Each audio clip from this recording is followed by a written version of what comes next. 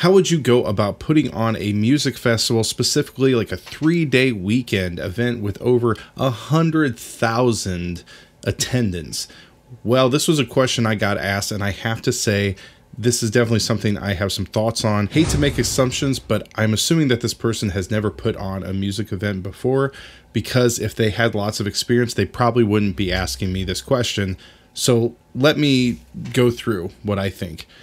If you have never done concert promoting before this, and you try to put on a music festival, you will lose every dime to your name.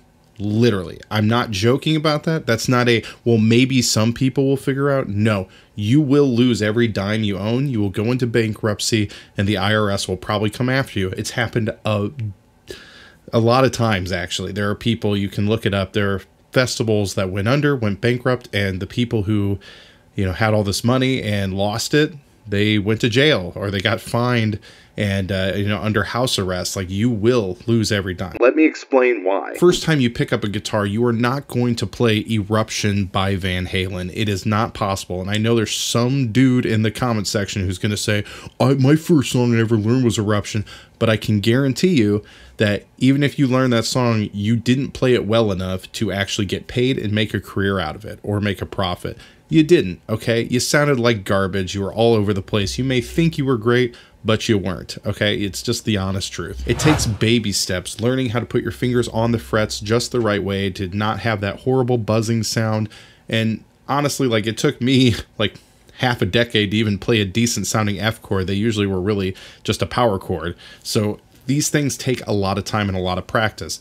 Learning how to run an event, making sure time slots are the right length, setting up and tearing down, making sure that that's not, you gave enough time for those.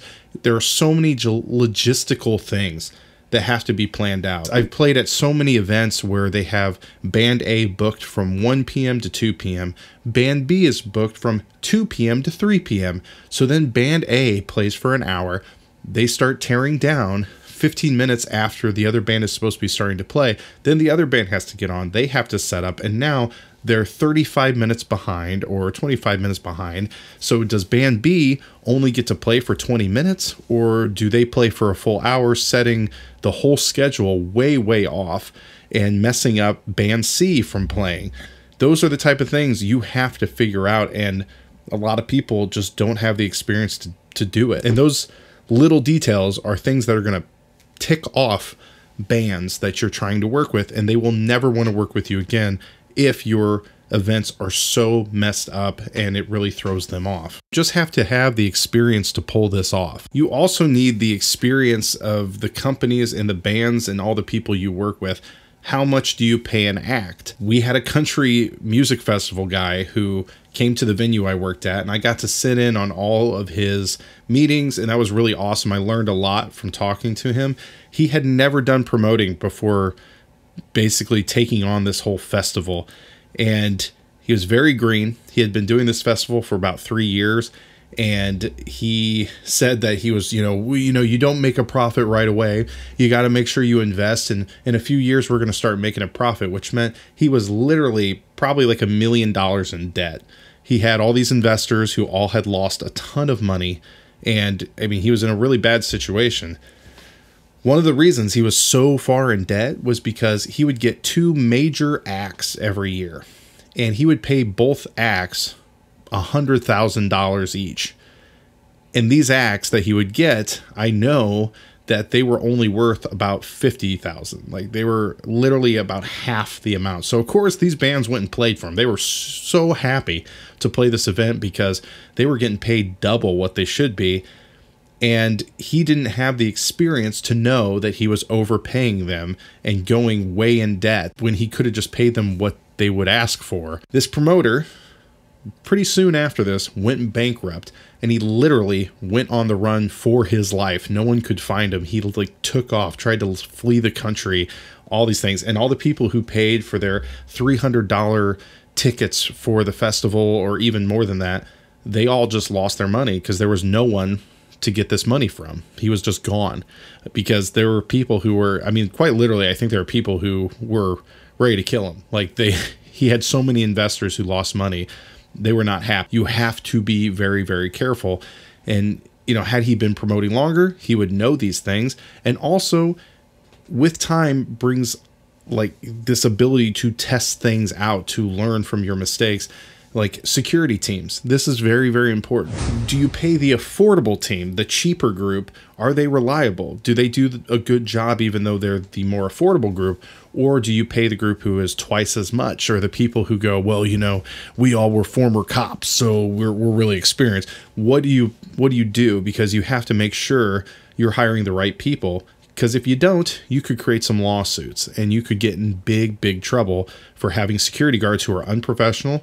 And I've seen this happen more times than I can count. This guy paid a security team who charged astronomical amounts of money, and they said really sexist thing to customers. They were saying racist things to customers. They were beating up drunk people whenever they could get the chance. Like if some guy was kind of walking around, they would like start pushing him, and if the guy told me like don't touch me, and he like, you know, he's drunk, so he like falls forward and touches one of the guy, they would all start screaming like, oh, he laid hands on me, and they'd start beating him. Could create some lawsuits. It could shut down your event because of the way these people are, you know, going about it. And that's on you as the promoter, the person putting it on. So you have to you have to know you can trust these people.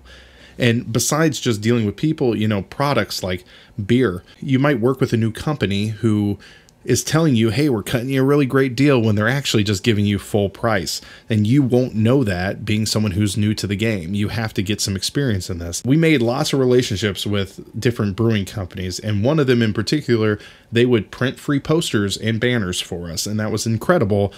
And sometimes they'd cut us deals on new products they were trying to push and get out there. If you don't have that relationship, you won't get the same treatment. So you have to, you know, get known in the industry a little bit. You also need a strong team like bartenders, parking attendants, and the list really goes on and on and on. It's quite possible if you hire just 50 bartenders you've never worked with, you have no idea anything about these guys, maybe you hired 50 of them and 15 of them didn't show up. Now you're understaffed, you're screwed, you hired these unreliable people, and now you're not selling beer fast enough at the festival, and you're losing money literally by the minute because you don't have enough people to man your bars. Dealing with this industry, you get a lot of people who are interesting characters, to say the least, and you can run into a lot of legal issues. There's a big event in the area I'm in. Cops literally surround this festival. They are everywhere. Anyone suspicious, anyone with billows of smoke coming out of their car, anything, they will stop them and they will do drug searches.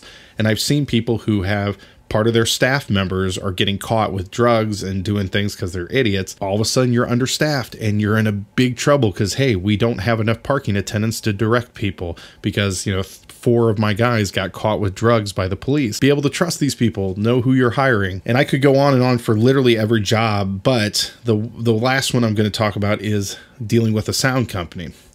I joke that sound engineers are literally the only people in the industry who make a profit. Like everybody else is losing money like crazy, but sound people are making some real money. But again, it's really important because if a band feels like the sound is really bad, or they're frustrated because the sound guy isn't professional or can't do their job, you know, they're going to be really ticked and they won't really want to work with you again, or they're going to cause a big problem about it. Or there's been places I've played with my band where they never read our stage setup and they didn't have enough microphones for us, or they didn't have enough plugins.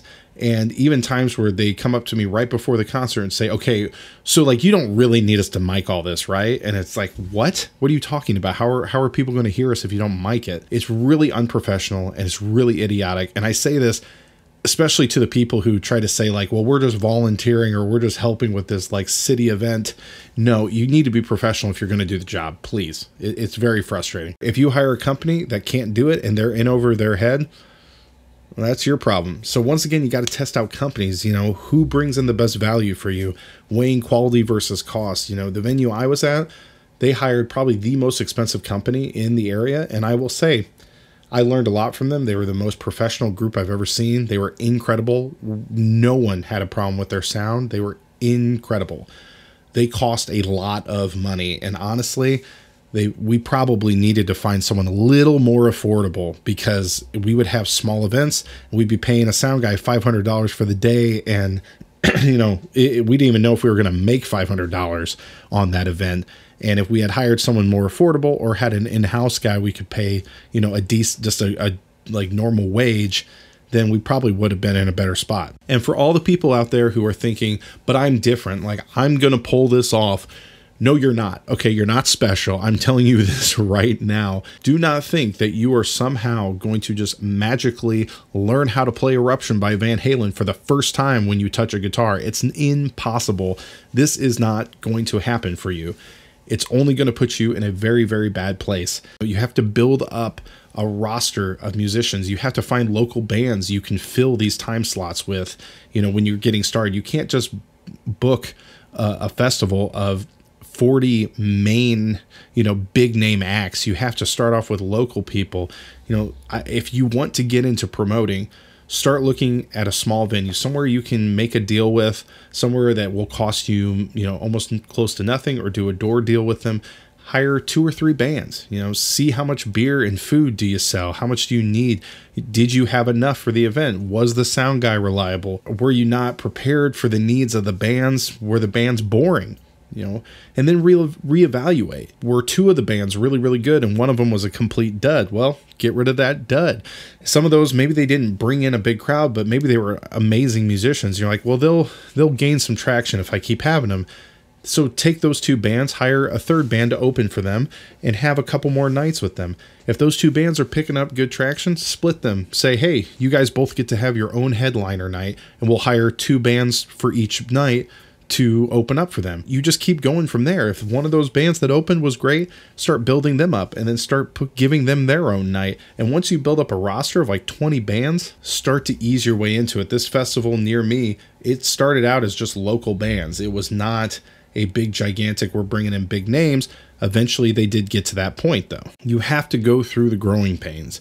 You have to learn before you can take on something this big. It's like saying, I'm just going to walk outside my house today and I'm going to, you know, run a marathon. It's not going to happen that way. You got to take it piece by piece and learn and train and get your head above water before you start jumping into this major event that literally can put you $1 million in debt. Don't jump in like that. Okay. So that's my 2 cents. I hope it helped. Let me know if you've done any concert promoting. You know, I've gotten contacted by a lot of people for my, you know, venue video, and it's really cool to me to get to meet people and online and talk to them about, hey, what are you doing with your venue, or what do you want to do? So please feel free to comment and let me know what's going on. It's really nice. So thank you guys a lot. Subscribe if you like this. Let me know if this was helpful. Have a good one. Bye.